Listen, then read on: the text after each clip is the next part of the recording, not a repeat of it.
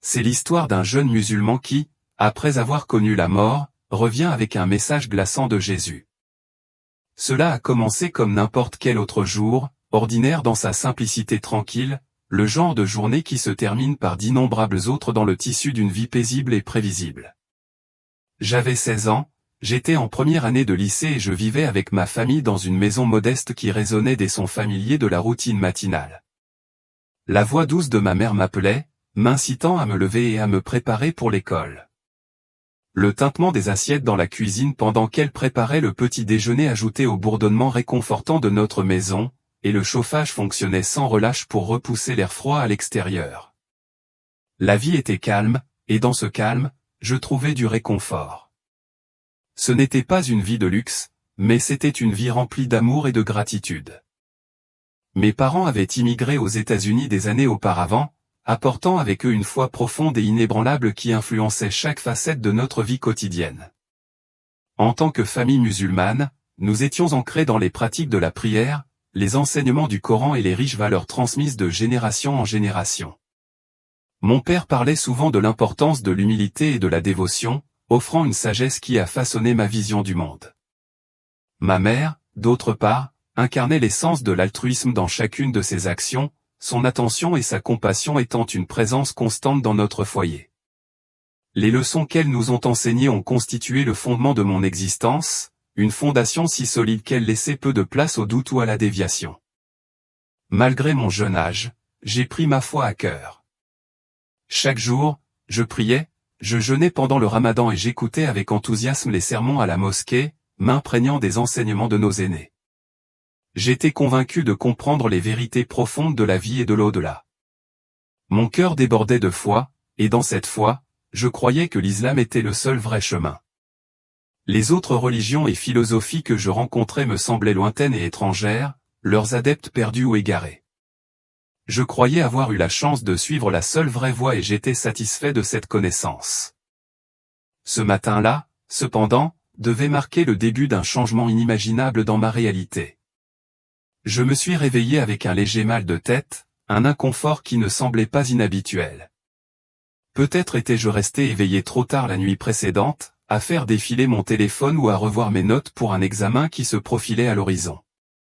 Mon petit frère, toujours enclin à se plaindre, a mentionné une sensation de vertige, mais nous avons pris cela pour un rhume passager. Ma mère, déjà occupée dans la cuisine, nous a rassurés en nous disant qu'un repas chaud remettrait tout en ordre.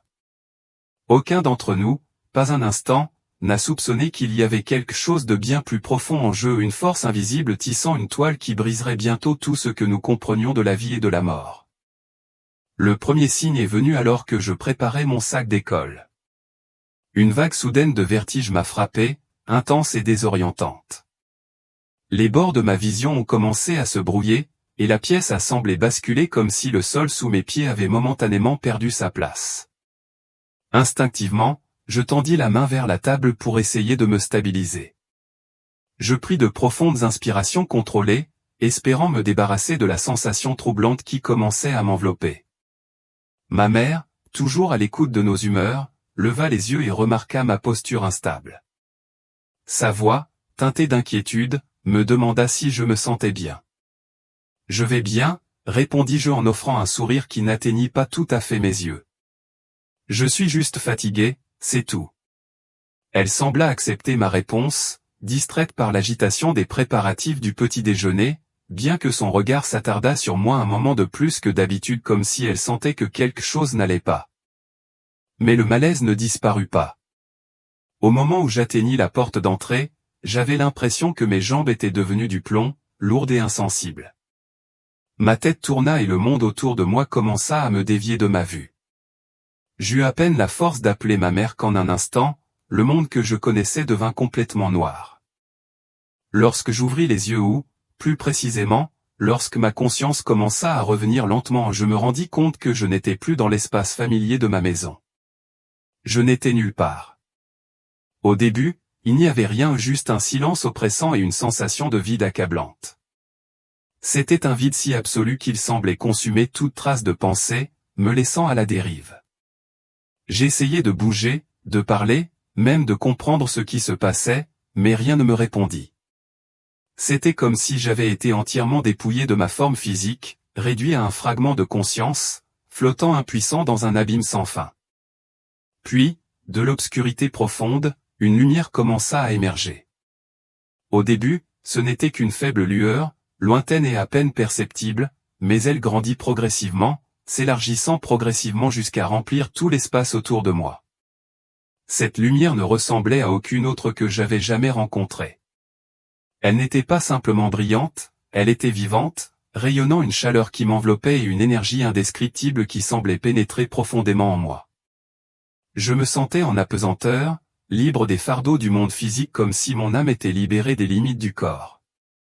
Pourtant, à côté de la sérénité, il y avait un subtil courant sous-jacent de peur, un sentiment profond et troublant que je pénétrais dans l'inconnu.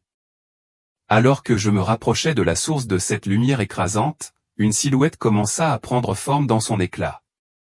Au début, ce n'était qu'une silhouette vague, indistincte et floue, mais lentement, elle s'affina, devenant plus définie à chaque instant.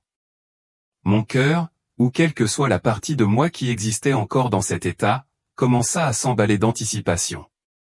Ce n'était pas la vision paisible et réconfortante du paradis que j'avais souvent évoquée pendant mes prières.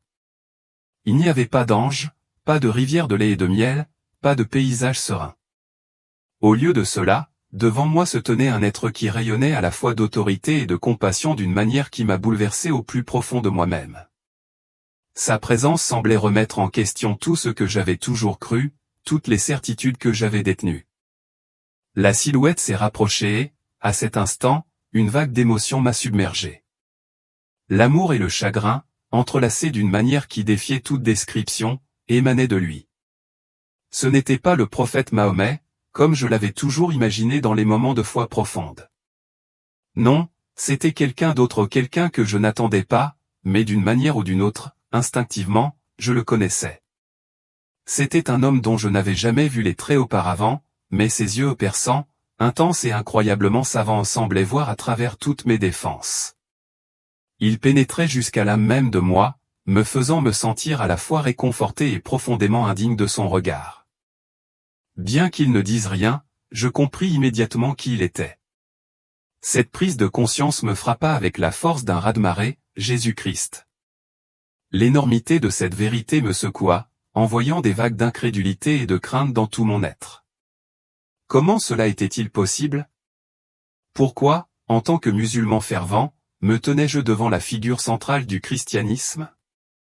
L'idée même semblait impossible, et pourtant j'étais là, confronté à une réalité qui défiait tout ce que j'avais connu jusque-là. Mon esprit était un tourbillon, cherchant désespérément des réponses, essayant de réconcilier ce que je vivais avec le cadre de croyance selon lequel je vivais depuis si longtemps. J'essayais de saisir une explication logique qui pourrait donner un sens à cette rencontre, mais lorsque je le regardais dans les yeux, tous mes doutes et toutes mes questions semblèrent s'évaporer. À leur place se trouvait quelque chose de bien plus puissant, un sens indéniable de la vérité, une vérité qui transcendait non seulement les limites de ma propre foi, mais aussi les frontières de la culture et de la tradition. C'était une vérité qui semblait universelle, intemporelle et pure, si profonde qu'elle rendait tout le reste insignifiant. Il m'a tendu la main, non pas avec ses mains, mais avec le poids de sa présence.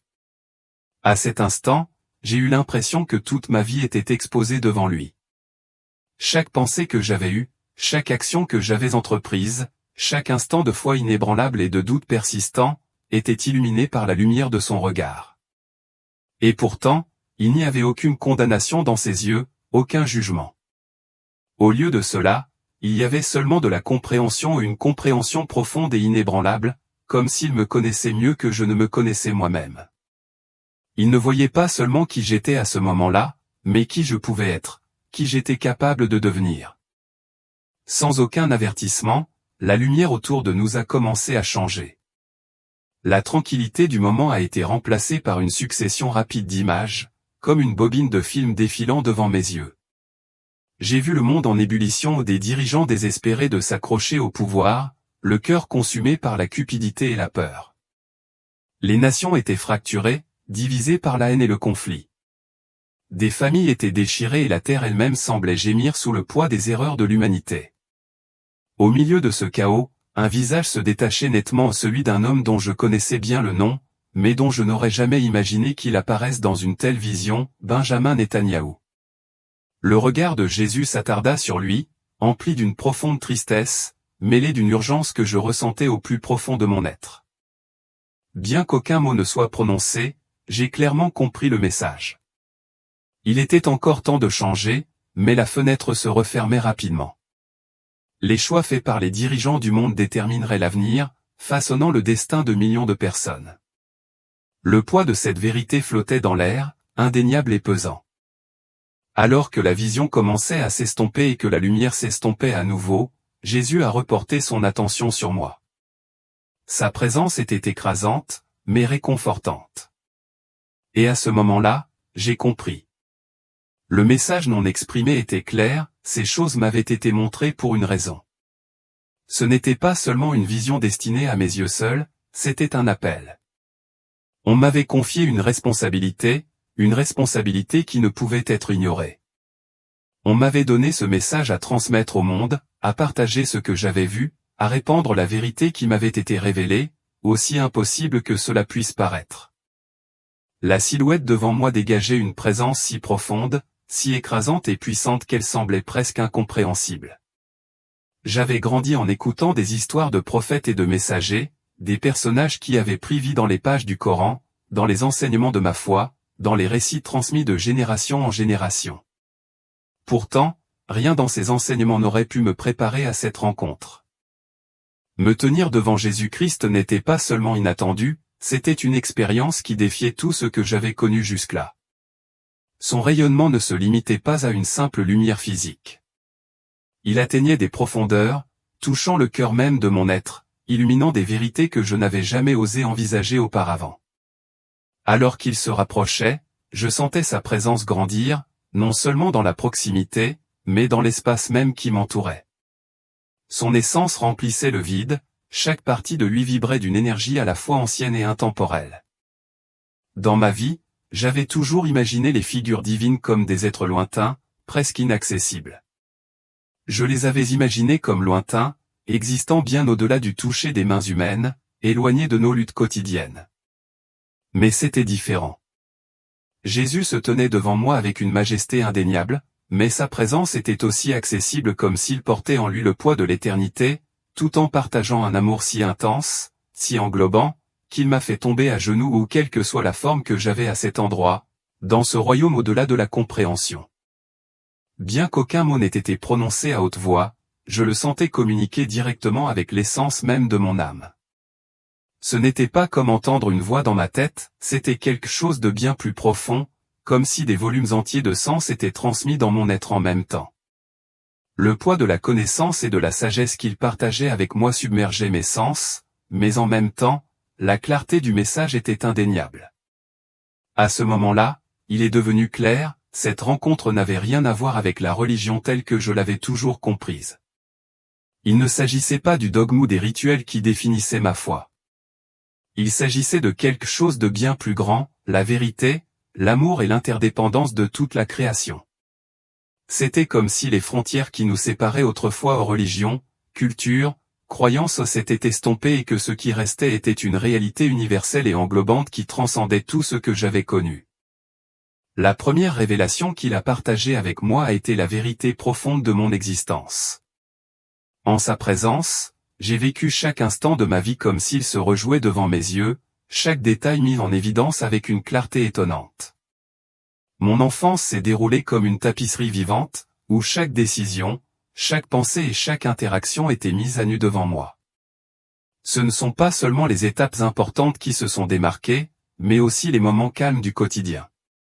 J'ai vu chaque fois que mes paroles avaient été dures ou mes actions peu aimables, ainsi que les moments où j'avais fait preuve de gentillesse, que ce soit de manière réfléchie ou sans grande considération.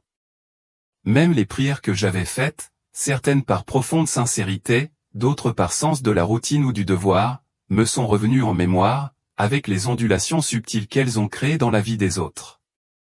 Pendant si longtemps, j'avais cru être une bonne personne, dévouée et juste dans ma foi. Mais maintenant, sous le poids de cette vérité accablante, j'étais obligé de faire face aux nombreuses fois où ma foi avait été obscurcie par l'orgueil et l'autosatisfaction. J'avais jugé les autres, trop souvent durement, pour leurs croyances, me persuadant que j'étais supérieur parce que je suivais le bon chemin. Le poids de cette prise de conscience a fait souffrir mon cœur profondément. J'ai vu comment mon arrogance avait blessé les autres, comment elle avait creusé un fossé entre les gens au lieu de les rapprocher de la compréhension, de la compassion et de l'amour. Et pourtant, Jésus ne m'a pas condamné pour mes erreurs. Il n'y avait pas de mépris en sa présence, seulement de la compréhension. Même lorsque je me trouvais face à face avec les douloureuses vérités de mes propres défauts, je ne ressentais aucun jugement, seulement une responsabilité douce mais ferme. Ce n'était pas une punition à laquelle je devais faire face, mais une invitation à reconnaître mes défauts et à en sortir grandi. Pour la première fois, j'ai commencé à comprendre que la foi n'est pas un ensemble de règles rigides à suivre, mais plutôt une relation dynamique et vivante avec la vérité, l'amour et le divin. C'était le fondement sur lequel tout devait être construit. Puis, à mesure que la vision se développait, ma vie est passée au second plan et j'ai eu une perspective si vaste que j'avais l'impression d'avoir été soulevé au-delà du temps et de l'espace même. De ce point de vue plus élevé, j'ai pu voir l'interdépendance de toute l'humanité. Des gens de toute race, culture et système de croyance ont traversé la vie, les actions de chacun créant une onde qui a eu un impact sur le monde de manière à la fois belle et tragique. C'était un spectacle à couper le souffle, mais aussi déchirant.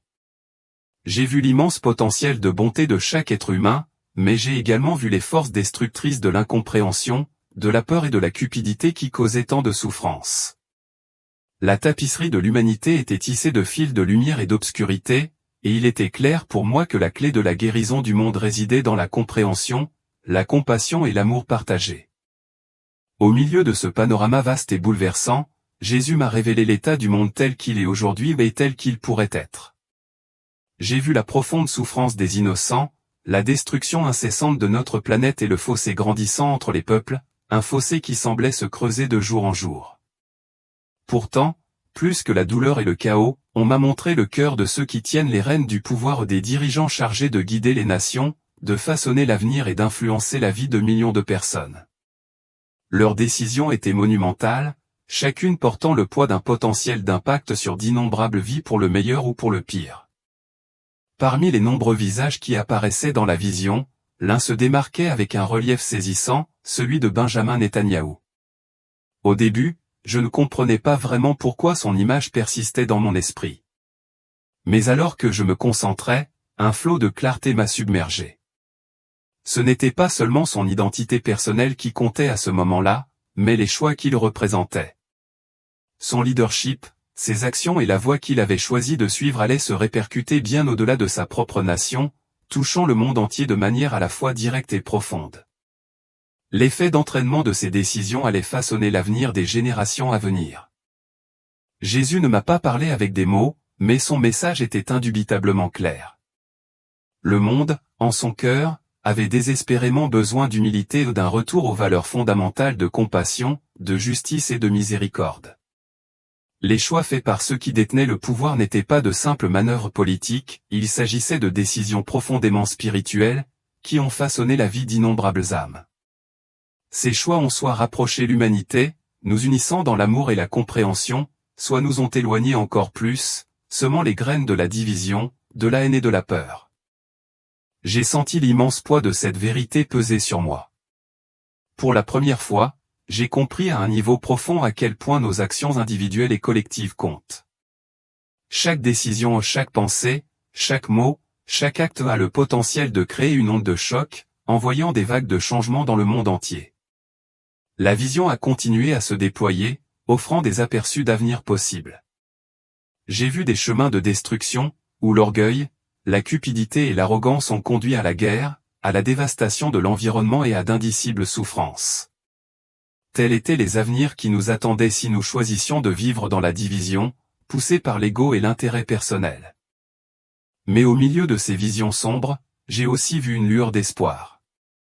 J'ai vu un avenir où les dirigeants et les individus feraient des choix différents.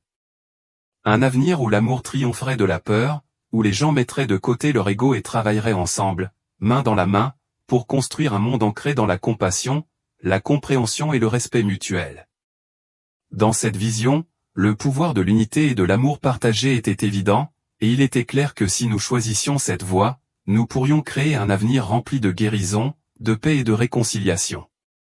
Le contraste entre les deux possibilités était frappant, l'une menait à la destruction, l'autre à un monde florissant et interconnecté. Et à ce moment-là, j'ai réalisé que le choix nous appartenait. Ce n'était pas un rêve idéaliste ou une fantaisie farfelue, c'était une possibilité profondément réelle et tangible, qui exigeait un changement profond dans la façon dont nous nous percevions nous-mêmes et les uns les autres.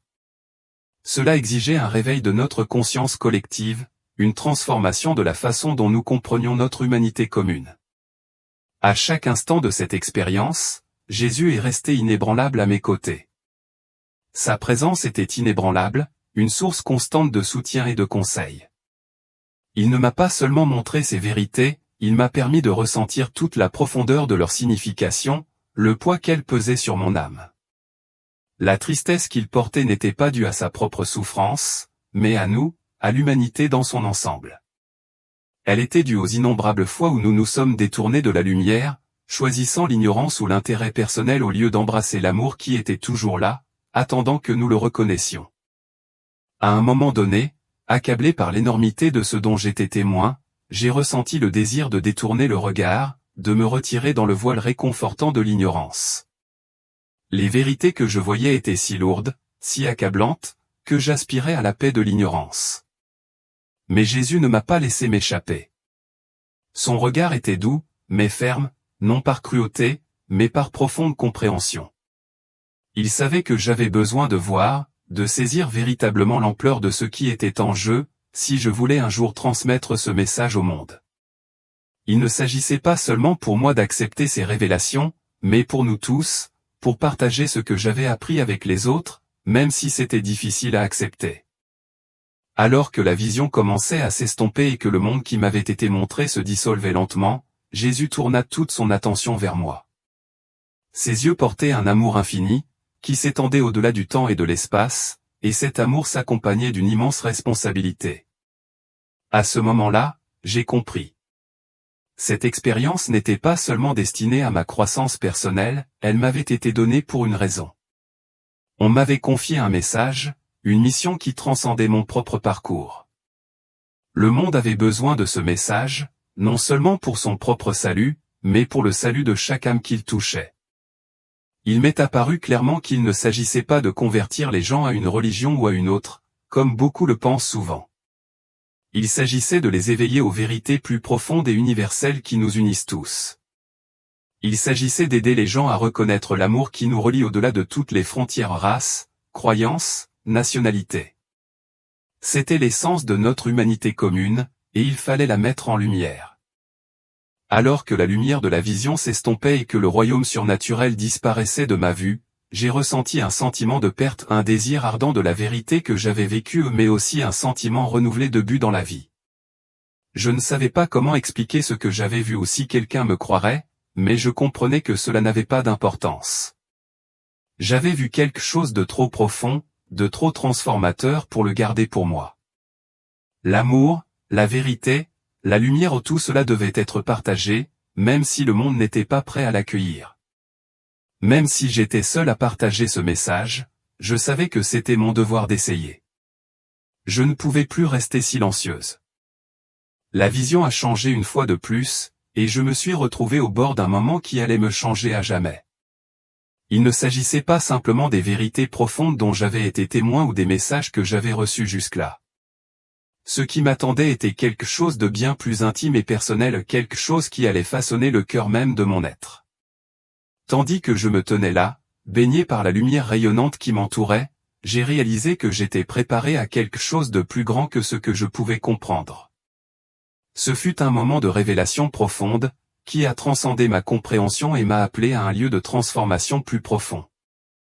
Sous la lumière éclatante, une nouvelle scène commença à prendre forme, mais ce n'était ni le monde chaotique que j'avais vu auparavant, ni le paradis serein que j'aurais pu imaginer. Au contraire, ce qui m'apparut était quelque chose de profondément personnel, une répétition sans filtre et indéniable de ma propre vie. Ce n'était pas un simple souvenir de souvenirs ou une revue passive d'événements passés. J'avais l'impression que toute mon existence était mise à nu, instant après instant, d'une manière impossible à nier. Chaque action, chaque choix, chaque pensée, aussi petite ou apparemment insignifiante soit-elle, était illuminée d'une clarté que je n'avais jamais connue auparavant. Au début, j'ai ressenti une vague de fierté en me voyant passer d'un enfant curieux à un adolescent dévoué. J'ai vu les prières que j'avais faites, les bonnes actions que j'avais faites et les moments de gentillesse que j'avais prodigués aux autres. Je me souvenais de la chaleur de ces gestes, du sens de l'objectif qu'ils apportaient et de l'assurance qui les accompagnait. Mais cette fierté s'est vite estompée. Pour chaque acte de bonté, il y avait un autre moment qui m'apportait une sagesse plus profonde, des moments où j'avais parlé durement sous l'effet de la colère, des jugements que j'avais portés en silence dans mon cœur et d'innombrables occasions d'aider les autres que je n'avais pas saisies. Ce n'étaient pas les grands péchés que l'on m'avait souvent appris à craindre, mais leur impact était indéniable. J'ai commencé à ressentir le poids de ces petites actions apparemment sans conséquence comme si elles avaient laissé des traces plus profondes et durables dans mon âme. Je pouvais sentir les effets dominos de chacun de mes choix, bons ou mauvais, se propager vers l'extérieur comme des vagues sur un vaste océan sans fin. La partie la plus douloureuse de cette révélation n'était pas le mal que j'avais causé aux autres, bien que cela ait certainement été déchirant, mais la dure prise de conscience de la façon dont j'avais si souvent échoué à atteindre le potentiel que j'aurais pu atteindre. J'ai vu les moments où j'avais choisi la peur plutôt que l'amour, où j'avais laissé l'orgueil obscurcir mon bon jugement et où je n'avais pas réussi à être la personne que j'étais vraiment censé être. J'ai pris conscience du poids de mes propres limites, et cela m'a fait ressentir une profonde tristesse. Ce n'était pas seulement un examen de mes échecs, c'était une confrontation avec ma propre capacité de croissance et de transformation. C'était un appel à dépasser les limites que je m'étais imposées et à accepter pleinement les possibilités qui m'attendaient. Ce que j'ai vu n'était pas seulement un compte-rendu de ce que j'avais fait, mais un rappel du potentiel infini en moi en chacun de nous de choisir différemment, d'agir avec plus d'amour et de compassion, de devenir les personnes que nous étions censés être. Le poids de cette compréhension était à la fois douloureux et éclairant, mais il a également marqué le début de quelque chose de nouveau, une prise de conscience plus profonde de la responsabilité que je portais envers moi-même et le monde qui m'entourait. Jésus ne m'a pas condamné pour mes échecs. Sa présence rayonnait d'une compassion sans limite, mais cette compassion même rendait la vérité encore plus difficile à supporter. Dans le silence de son regard, j'ai réalisé à quel point j'avais été profondément pris dans les règles et les rituels de ma foi, manquant souvent sa véritable essence. Oui, j'avais prié, mais combien de fois ces prières avaient-elles été vides de sens? Combien de fois avais-je récité des paroles par obligation plutôt que par amour et par connexion authentique? Cette pensée me pesait lourdement. J'avais jugé les autres sévèrement pour leurs croyances, convaincu que mon chemin était le seul juste. Je me considérais comme supérieur, croyant que j'avais raison parce que je respectais les règles. Mais maintenant, à la lumière de cette compréhension plus profonde, je voyais comment ce jugement avait fermé mon cœur. Il avait éloigné les autres de la vérité même que je pensais défendre. Ma droiture était devenue une barrière, pas un pont. J'ai ressenti la profondeur de cette prise de conscience, une vive douleur dans mon cœur lorsque j'ai reconnu combien de fois j'avais placé mon propre sentiment d'avoir raison au-dessus de la compassion et de l'amour qui aurait dû me guider. Tandis que les scènes de ma vie continuaient à se dérouler devant moi, j'ai vu des moments de connexion que je n'avais pas su reconnaître à l'époque. Le sourire que je n'avais pas retourné, les conversations que j'avais volontairement évitées, les relations que j'avais négligées ou toutes les manières subtiles dont je m'étais tourné vers l'intérieur, m'isolant des autres au nom du devoir ou de l'orgueil. J'avais toujours considéré la foi comme quelque chose de profondément personnel, quelque chose entre moi et Dieu. Mais à ce moment-là, j'ai compris la vérité, la foi était bien plus que cela. Il ne s'agissait pas seulement de ma relation avec le divin, il s'agissait de la façon dont j'interagissais avec le monde qui m'entourait. Il s'agissait de l'amour que je donnais et recevais, et de la façon dont je traitais les autres dans les moments quotidiens de la vie. Chaque interaction, chaque choix, chaque mot prononcé ou non, chaque acte de bonté ou de cruauté où tout cela comptait. J'ai commencé à pleurer, non seulement de culpabilité ou de regret, mais aussi du poids écrasant de l'amour que je ressentais en présence de Jésus. Malgré tous mes défauts, malgré les innombrables façons dont je n'étais pas à la hauteur de ce que j'aurais pu être, son amour était constant. Il n'a pas faibli. Ce n'était pas quelque chose que je devais gagner, ni prouver que j'en étais digne. Il était simplement infini. Inconditionnel. Un amour qui était toujours là, prêt à m'embrasser, même dans ma fragilité. Dans cet amour, j'ai trouvé à la fois du réconfort et une immense responsabilité. J'étais en paix en sachant que j'étais aimé, tel que j'étais, sans condition ni attente. Mais il y avait aussi un appel à m'élever, à être meilleur, à vivre avec le genre d'amour qui m'avait été donné librement. Cet amour n'était pas seulement pour que je m'y accroche, il était destiné à être partagé avec les autres, à toucher le monde de la même manière profonde et inébranlable que je l'avais vécu. J'ai compris, à ce moment-là, que ma foi ne concernait pas seulement ma connexion personnelle avec Dieu, mais aussi la façon dont je partageais cette connexion avec le monde, la façon dont je reflétais cet amour dans chaque choix, chaque action et chaque interaction. Et avec cette compréhension est venu un profond sentiment de responsabilité de vivre différemment, d'incarner cet amour d'une manière qui pourrait transformer non seulement ma vie, mais aussi la vie de ceux qui m'entourent. La vision de ma vie commença à s'estomper, remplacée progressivement par la lumière rayonnante et omniprésente qui nous avait d'abord entourés. À mesure que la lumière s'intensifiait, je sentais la présence de Jésus devenir encore plus forte et plus tangible. C'était comme s'il me préparait à la partie la plus importante de ce voyage, le moment où je ne serais plus un simple observateur, mais un participant. On ne me montrait plus simplement la vérité, on m'appelait à prendre une décision. La compréhension de ce choix ne m'est pas venue par des mots, mais par un sentiment écrasant de savoir, au plus profond de mon âme. Je me trouvais à un carrefour. Je pouvais rester dans ce royaume serein et sacré de paix et de vérité, me prélassant dans l'amour et la clarté que je n'avais jamais connus auparavant, ou je pouvais retourner dans le monde que j'avais connu, emportant avec moi le message que j'avais reçu, un message aussi beau qu'intimidant. La décision n'était pas aussi simple qu'il y paraissait au premier abord. Rester ici signifiait accepter une existence libre de douleur, de peur et d'incertitude.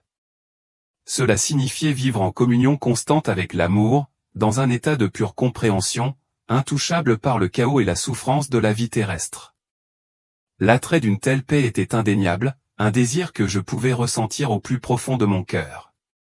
Mais retourner dans le monde signifiait replonger dans les dures réalités de la vie, dans les imperfections et les luttes qui définissent l'expérience humaine. Cela signifiait faire face au scepticisme, au rejet potentiel et au défi écrasant de vivre en accord avec les vérités profondes que j'avais vues, sachant très bien que ce serait loin d'être facile. Alors que je pesais l'énormité de cette décision, le regard de Jésus est resté stable et inébranlable. Ses yeux exprimaient une profonde compréhension comme s'il connaissait la tourmente qui bouillonnait en moi.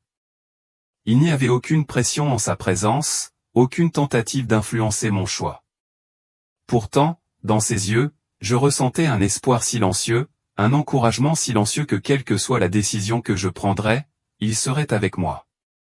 Il savait le poids de la responsabilité que je porterais si je choisissais de revenir, mais il voyait aussi le potentiel de bien en moi, la capacité de transmettre le message d'amour et d'unité dans un monde qui en avait si désespérément besoin.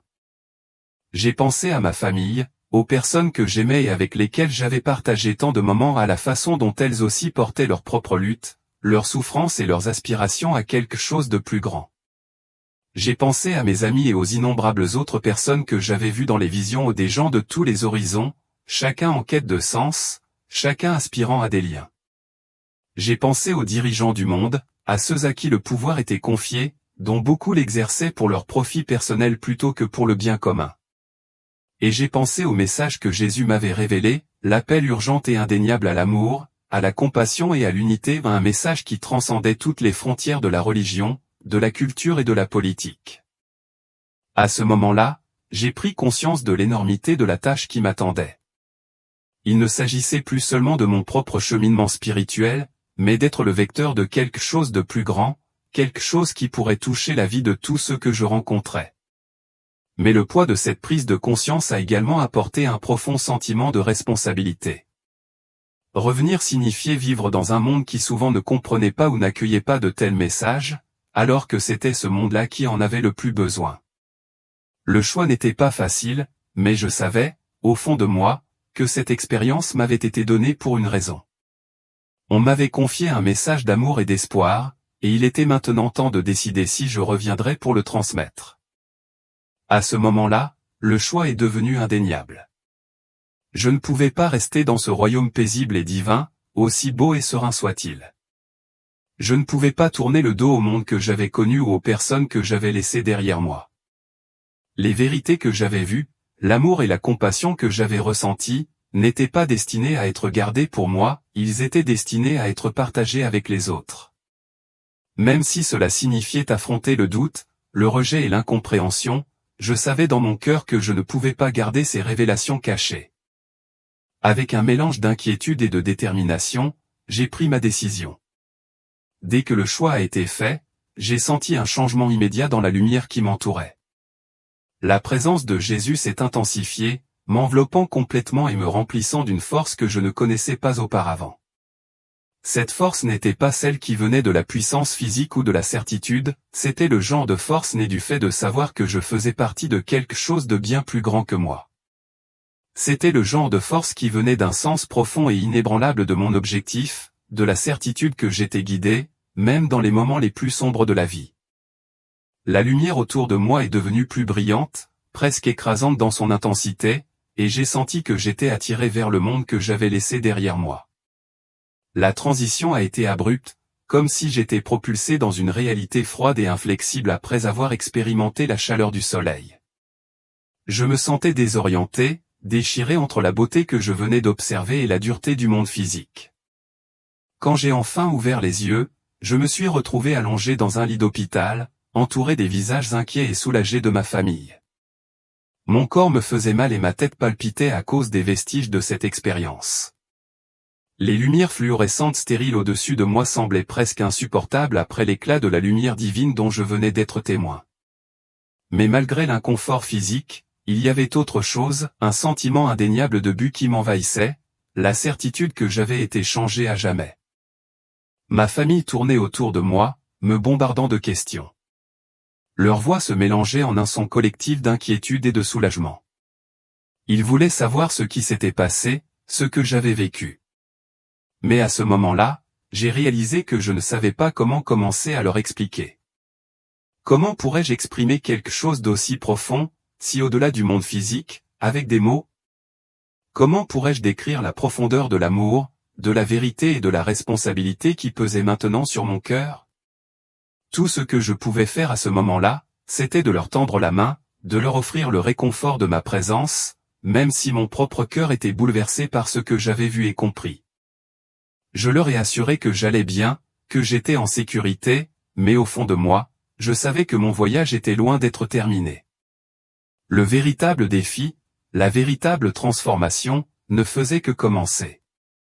J'avais eu un aperçu de quelque chose d'extraordinaire, quelque chose qui dépassait de loin ma propre compréhension et il était désormais de mon devoir de donner vie à cette vision dans un monde qui n'était peut-être pas encore prêt à l'entendre, un monde qui pouvait résister ou remettre en question les vérités mêmes dont j'avais été témoin.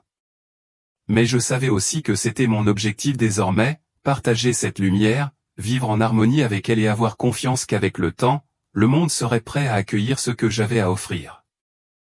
Les jours qui ont suivi mon retour ont été flous, un mélange intense de rétablissement, de confusion et d'un sentiment écrasant d'objectifs que je ne parvenais pas à exprimer.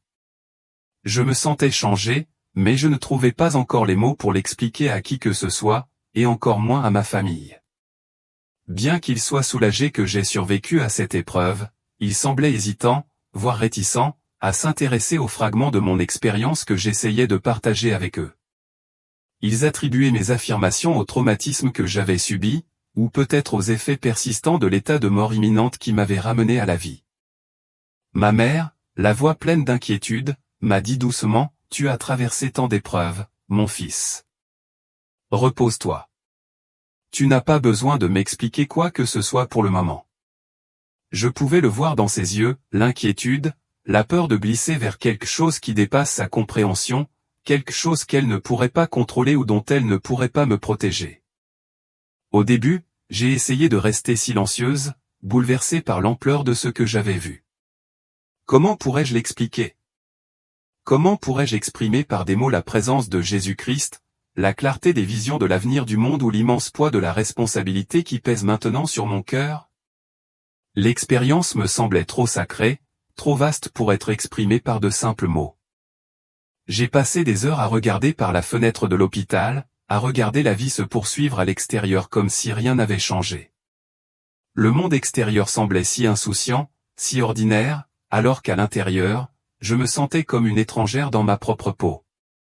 Plus j'essayais de saisir l'énormité de ce dont j'avais été témoin, plus le monde dans lequel j'étais réapparu me semblait lointain et déconnecté. Mes frères et sœurs ont été les premiers à remarquer ce changement subtil en moi.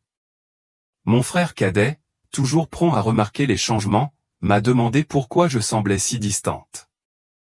Je lui ai répondu que j'étais fatigué, ce qui était en partie vrai. J'étais épuisé physiquement, certes, mais c'était plus que cela. Ce n'était pas seulement de la fatigue, c'était un profond sentiment de déplacement. Les choses qui me consumaient autrefois ou les devoirs, les réseaux sociaux, le sport me semblaient désormais insignifiantes, presque sans importance, comparées aux vérités qu'on m'avait montrées. Pourtant, je ne savais pas comment combler le fossé entre le monde que j'avais vu et la vie à laquelle j'étais revenu. Je ne savais pas comment concilier l'intensité de la vision avec les aspects banals de la vie quotidienne. De retour à la maison, j'ai essayé de reprendre mes anciennes routines, mais rien ne semblait plus convenir. Les prières que j'avais autrefois récitées presque mécaniquement, sans beaucoup de réflexion ou de sentiment, me semblaient désormais creuses, à moins qu'elles ne viennent du plus profond de mon cœur. Les conversations avec mes amis me semblaient superficielles et déconnectées, car mon esprit était absorbé par les images du futur dont j'avais été témoin et par la responsabilité que je portais désormais. À l'école, j'avais du mal à me concentrer, mes pensées remontant constamment aux visions et les avertissements pour l'humanité, le besoin urgent de changement et les choix que je savais devoir faire, non seulement par moi, mais par nous tous. C'était comme si je portais un poids que personne d'autre ne pouvait voir, un fardeau que personne d'autre ne semblait comprendre. Quand j'ai finalement commencé à partager mon expérience avec d'autres, les réactions ont été aussi variées que je l'avais prévu. Certains écoutaient les yeux écarquillés, captivés par l'étrangeté de mon histoire, suspendus à chaque mot comme si je racontais quelque chose d'un autre monde.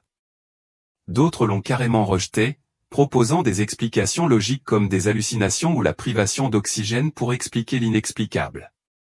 Quelques amis, visiblement mal à l'aise avec l'intensité de ma nouvelle perspective, ont complètement pris leur distance. Je ne pouvais pas les blâmer. Après tout, j'étais revenu avec un message qui était non seulement difficile à comprendre, mais aussi difficile à accepter. Mais au milieu du doute, du scepticisme et même du rejet, il y avait des moments de connexion et des moments qui valaient la peine de lutter. Un ami, qui avait lutté en silence avec sa propre foi, est venu me voir un après-midi, la voix teintée d'incertitude. Votre histoire me fait me demander s'il y a plus dans tout cela que ce que j'avais jamais envisagé, m'a-t-il dit.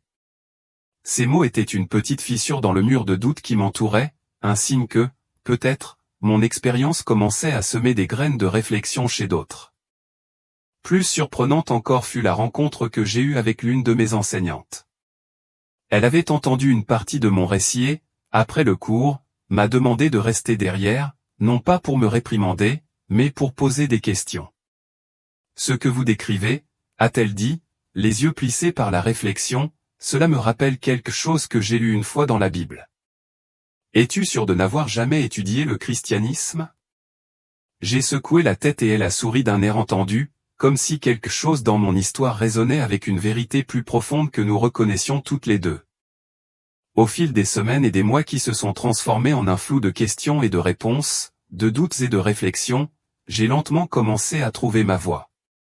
Je ne me contentais plus de raconter une expérience, je partageais un message. La vision de Jésus-Christ n'avait jamais eu pour but de me convertir à une religion spécifique. Il s'agissait de m'éveiller aux vérités universelles qui transcendent toutes les croyances, des vérités comme l'amour, la compassion, l'humilité et la justice. C'étaient les pierres angulaires de son message, et elles ont résonné en moi d'une manière que je n'avais jamais pleinement comprise auparavant. Il ne s'agissait pas de rituels, de doctrines ou d'étiquettes religieuses, mais de la façon dont nous vivons, dont nous nous traitons les uns les autres et dont nous affrontons les défis de notre époque. Une nuit, alors que je restais éveillé dans le noir, incapable de dormir, je me suis retrouvé à revivre la vision de Benjamin Netanyahou dans ma tête. Son image était si présente dans cette vision que je ne pouvais m'empêcher de penser qu'elle avait une signification plus profonde. Pourquoi s'était-il distingué parmi les nombreux dirigeants que j'avais vus? Que étais-je censé faire de cette connaissance? Je savais que je n'avais aucun moyen direct de l'atteindre. Après tout, je n'étais qu'un adolescent dans une petite ville, à des milliers de kilomètres des couloirs du pouvoir. Mais j'ai compris que le message ne s'adressait pas seulement à lui, il s'adressait à tous les dirigeants, à tous les individus influents, quelle que soit l'ampleur de leur programme. Chaque choix qu'ils faisaient avait le potentiel de façonner l'avenir. Ces choix devaient être ancrés dans la compassion et la justice si l'humanité voulait éviter les chemins plus sombres que j'avais vus dans la vision. L'avenir n'était pas gravé dans la pierre, il se déroulait encore et nous avions tous un rôle à jouer pour le guider vers l'espoir et l'unité. Avec le temps, j'ai commencé à canaliser mes pensées vers l'action. J'ai commencé petit à petit, je faisais du bénévolat dans un refuge local, je tendais la main à des camarades de classe qui semblaient isolés et je trouvais des moyens de rassembler les gens de ma communauté. Ce n'étaient pas de grands gestes, mais des étapes significatives vers la mise en pratique des vérités qui m'avaient été montrées. J'ai réalisé que le changement ne devait pas nécessairement commencer par les dirigeants mondiaux, il pouvait commencer par quiconque souhaitait incarner l'amour et la compassion dans sa vie quotidienne. En partageant mon histoire plus largement, j'ai rencontré des gens de tous les horizons, musulmans, chrétiens, athées et autres, chacun aux prises avec ses propres questions sur la foi, l'existence et le sens de la vie. Certains étaient attirés par l'universalité du message, tandis que d'autres avaient du mal à accepter l'idée que Jésus soit une figure centrale. Je ne les ai jamais poussés à croire ce que j'avais vu, au contraire, je les ai encouragés à rechercher leur propre vérité et à aborder la vie avec un cœur ouvert. Lentement, ma famille a commencé à changer d'avis. Ma mère, qui s'était d'abord méfiée de mes déclarations, a commencé à poser des questions tard le soir, lorsque la maison était calme. « Raconte-moi encore ce que tu as vu », me disait-elle, d'une voix mêlant scepticisme et curiosité. Mon père, plus réservé, écoutait depuis le coin de la pièce, les sourcils froncés mais le regard s'adoucissant avec le temps. Finalement, mes frères et sœurs se joignirent à ces conversations, et notre maison devint un espace où les questions de foi, de but et de vérité étaient explorées ouvertement, sans peur ni jugement. 2 ans plus tard, ma vie ne ressemblait plus du tout à ce que j'avais imaginé avant cette expérience. Je n'étais plus seulement une étudiante. J'étais devenue une conteuse, une militante et, d'une certaine manière, un pont entre les mondes. Les gens venaient me voir avec leurs doutes et leurs peurs, en quête de réconfort ou de réponses. Je n'avais pas toutes les réponses au loin de là, mais je partageais ce que je pouvais, sachant que le message que je portais n'était pas le mien seul. Il appartenait à tous ceux qui étaient prêts à écouter et à agir. Le message adressé à Benjamin Netanyahou, et par extension à tous les dirigeants, est resté au cœur de ma mission. Je continue à parler de cette vision, non pas pour prédire la fin du monde, mais pour offrir de l'espoir. Les choix que nous faisons, individuellement et collectivement, sont ceux qui déterminera notre avenir. Même si la tâche de changer le monde peut sembler intimidante, je reste convaincu que même les plus petits actes d'amour et de gentillesse peuvent créer des répercussions bien plus grandes que nous l'imaginons. En fin de compte, mon histoire ne parle pas de moi. Elle parle des vérités qui nous relient tous, de la lumière qui existe en chacun de nous et de la responsabilité que nous partageons de nourrir cette lumière en nous-mêmes et chez les autres. C'est un voyage qui a commencé par une expérience de mort imminente, mais qui se poursuit chaque jour alors que je m'efforce de vivre selon les leçons qui m'ont été enseignées. En parcourant ce chemin, je porte avec moi la présence de cette figure rayonnante, dont l'amour et la compassion continuent de me guider, même de loin.